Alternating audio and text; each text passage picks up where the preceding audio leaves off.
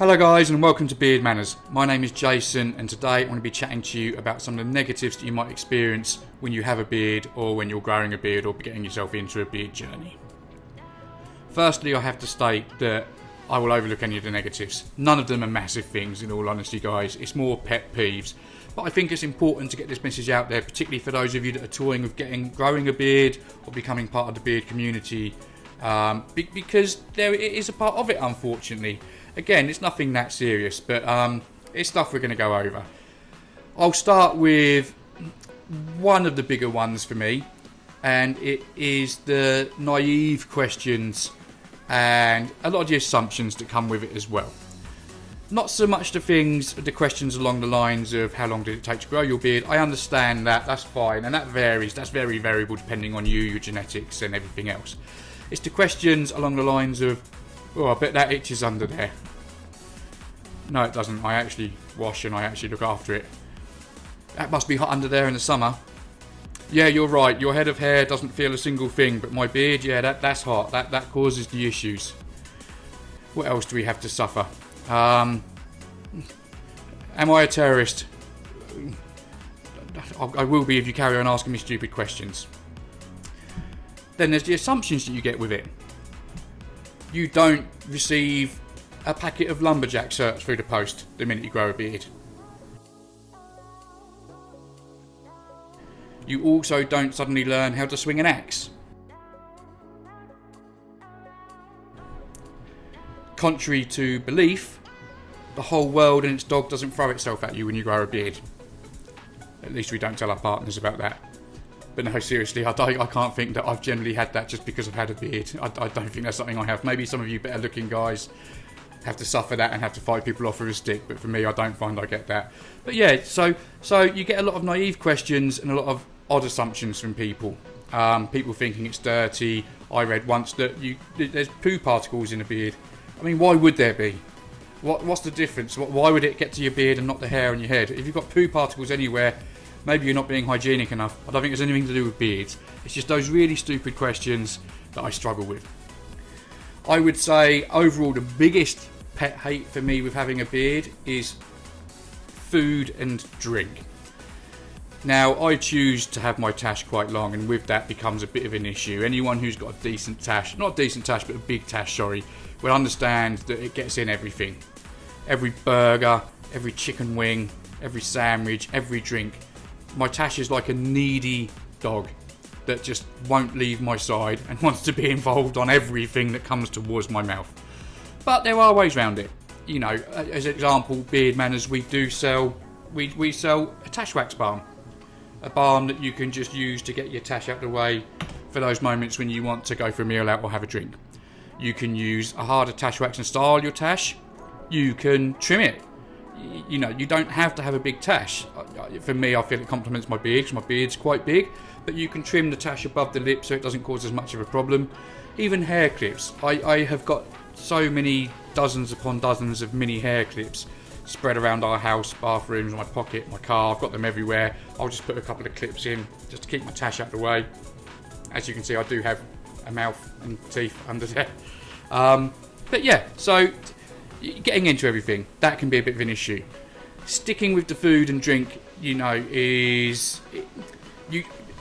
beard is like a magnet for food and crumbs and sauce. I almost can't eat anything without walking out and everyone seeing I've just eaten a donut. I've got a little bit of cheese from the burger in there, a little bit of meat from the burger, some buns, some flour, some sauce, everything is just hanging on in my beard. Always makes me laugh because I don't know if there's any Everybody Loves Raymond fans out there. Having a beard for some reason always reminds me of Robert, how he used to eat when he used to always butt the spoon to his chin before he put it in his mouth. Because I don't do that, but if you look at my beard after I've eaten anything, it looks like I eat like Robert does. There's so many pictures of me with Greek yogurt all over my chin, ice cream, God knows what, just anything. But again guys, this isn't saying that these negatives should put you off because there's ways around it. I always carry a pocket comb anywhere I go. I will do a carry video soon guys. I say it in nearly every single video I'll do one, but it's trying to figure out what my actual carry is and getting the time to do that. But yeah, so I carry a pocket comb. when I'm eating my food, this solves a lot. At the weekend I had my daughters in the shop with me, we all got a burger each, and as I was eating mine, every single bite I had to use the comb to get my tash out of my mouth because I didn't want to swallow that. But yeah, it was a help. And I will just automatically now, if we go out for a meal, if I'm at home, if we've got people around, if I'm eating, I will always just brush my beard after eating because it will remove any little, or comb my beard rather, because it will remove any crumbs or anything like that. One of the lesser pet peeves I have, but it is a pet peeve, is, I'm going to kind of combine a couple together here I suppose, is you need a lot of patience when growing a beard. When you decide you want to have a beard, as with a lot of people, particularly with guys, I think when we decide we want it then. It does take a very long time to grow a beard. You're going to make mistakes along the way. It's often going to be a one step forward, two step backwards process, but you just need to find your right footing with it. You need to find the right process. You need to be patient and you need to stick with it. With that comes a lot of other things along the way, a lot of other hurdles, which I won't go into deep detail about a lot of this because I've done a lot of other videos on this, but it's things like the classic, the dreaded beard itch. The beard itch is a horrible thing. It's an itch you can't explain. It's like a tight itch. You feel like it really gets in there. You could almost scrub your skin raw trying to get rid of it. But again, like with everything else in this video so far, there's easy ways around it. If you wash your beard with good products, if you don't overwash, if you use a good routine and good care products, again, you can keep this at bay. If you keep a good routine going, then it shouldn't really return unless there's something going on in there. You know, just don't have an attitude of my beard's in a good place right now, so now I'll stop using products. I'll have a couple of days off, because you do risk things coming back into place. So keep on top of it.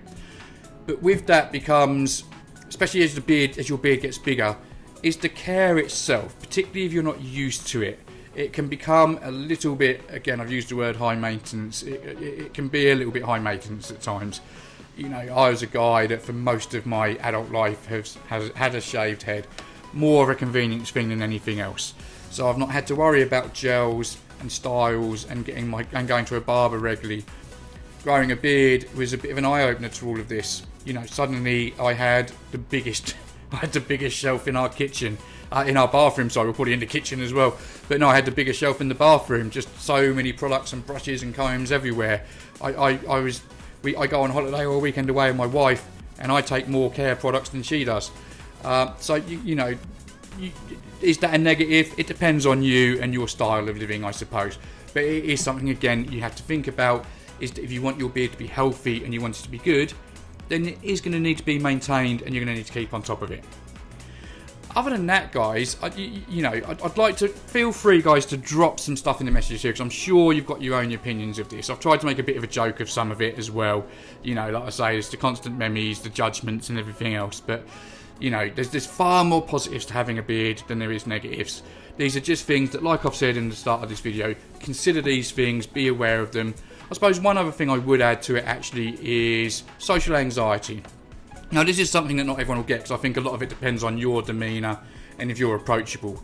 But I do find that having a beard, and I know my wife will definitely vouch for this, it can be a real big icebreaker or a conversation opener. And what I mean by that is it is very, very rare that I go out anywhere where throughout the day someone or some people don't make comments about the beard. I've got to be fair, I think I'm quite lucky and I've never received anything negative with it. It's only ever complimentary or nice or pleasant. You know, people often come up to you and say, how long did it take to grow your beard? I like comments like that because it's just people starting a conversation. My wife and my brother and sister-in-law and I went on a meal out and went to a show a couple of weeks ago. In the first interval, I was just sitting there minding my own business, drinking my wine, and some guys come up to me, never seen the guy before in my life, stood right in front of me, squatted down, went to shake my hand and said, I've got to say, mate, that's a cracking beard. The gentleman didn't have a beard, but you know, that's nice. You get quite a lot of that. We went to Haven for a family holiday last year, and the first night there, the Haven mates were doing a caveman show, and it just so happened that one of the Haven mates came to our table and tried to get me to say something down the mic, but the woman on the stage made a joke about it and said, I'd leave him alone, he looks more like a caveman than you do. So, you know, I like that sort of stuff. I'm a confident guy. You could tell by the fact I do YouTubes and videos, I don't have an issue with talking. I definitely don't have an issue with talking. But that's not to everyone. But I think in a lot of cases, people will see what you're like, and you know, I'm not shy when I'm out and about. I make a lot of eye contact, I smile at people, so I probably initiate a lot of that. But that's something else I suppose you could add if you're someone that does suffer with anxieties and doesn't want people approaching you, is that you're going to suffer bits of this with having a beard. It's just something that's going to happen. I think it's a good thing, but again, it depends on your personality. Other than that, I can't really think of anything else. Like I say, I'm sure some of you can put stuff in the comments and remind me of stuff. I tend not to rehearse my videos. I like to do things off the cuff, so this is stuff that's come to my head. I hope you've enjoyed this one, guys. I'm going to put a lot more effort into this year. I'm going to start trying to do some editing on my videos, make it more appealing to you guys. If you've got any suggestions of things you want to see going forward, please throw them at me, because yeah, I've got lots of ideas, but I'm quite new to this. If I can get an idea of what the audience is wanting to see, then that's half the battle won for me. Like I say, other than that, I hope you enjoy it. If you do, please remember to subscribe, to like, leave a comment, or to share, because it all really helps going forward. And other than that, enjoy your day, have a good one, and I'll catch you on the next one. Take it easy, everyone.